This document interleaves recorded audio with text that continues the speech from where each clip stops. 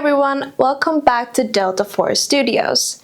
In this episode, I want to show you how to measure a complete plan in one go instead of manually starting and stopping the measurement for each beam. This time-saving function has been available since the November 2019 version. Using automatic field sequencing saves times and effort and also prevents mistakes that may result in having to repeat the measurements. It is very easy to get started. Go into Tools menu and select Configuration. Then in the Measurement tab, tick in the option called Automatic Field Sequencing and press OK. Now you're ready to start using it.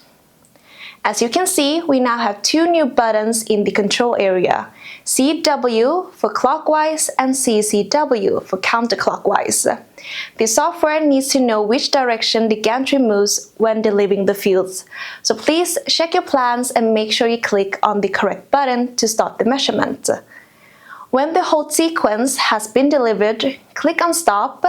Now you can start evaluating your measurements. If you have any questions or need a quote for a service agreement, please feel free to contact us at support@scandidus.com. Please like, subscribe, and stay tuned for more videos from Delta4 Studios. See you soon!